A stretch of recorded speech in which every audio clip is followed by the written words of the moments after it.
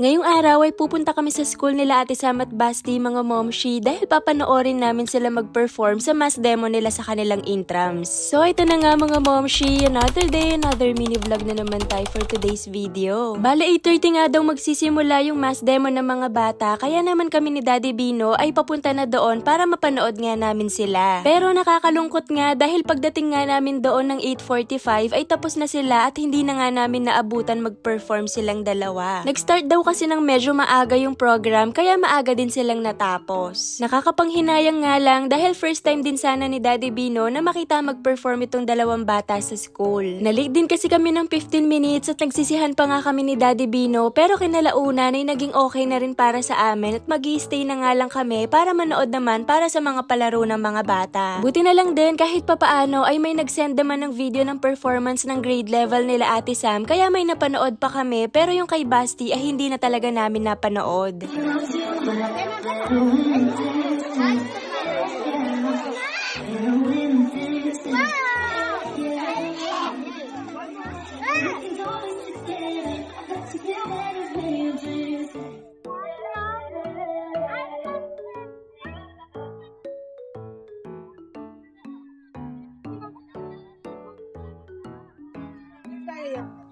Pagkatapos nga ng performance ng mga bata sa field ay nagkaroon naman sila ng mga palaro. Dahil intrams nga sa school nila ay meron silang kanya-kanya mga palaro at activities per grade level. Etong kila Basti nga ay napanood namin at sumasali nga rin siya sa mga games at sakto nanalo yung team nila.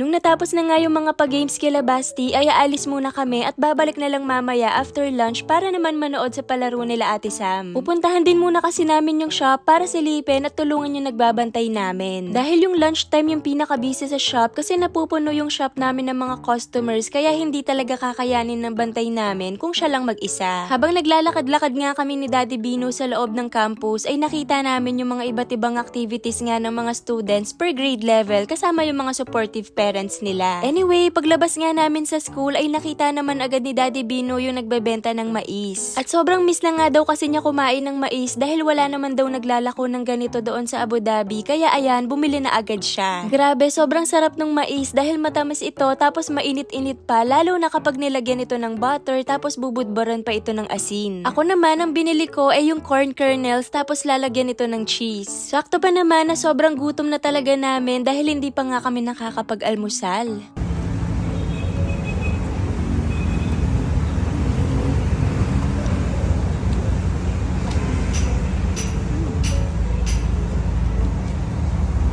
Berapa?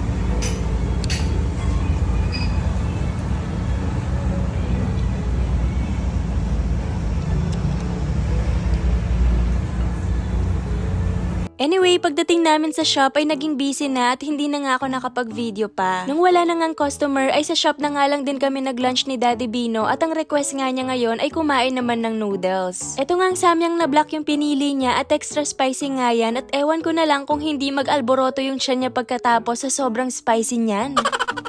Sumaglit nga lang din kami sa shop tapos bumalik na rin kami agad sa school nila Ate Sam para nga manood ng mga activities nila. Ang kaso, pagdating nga namin doon ay nagbago nga raw yung schedule nila at sinimulan na nga raw ito ng mas maaga kaya wala na naman kaming naabutan ni Daddy Bino.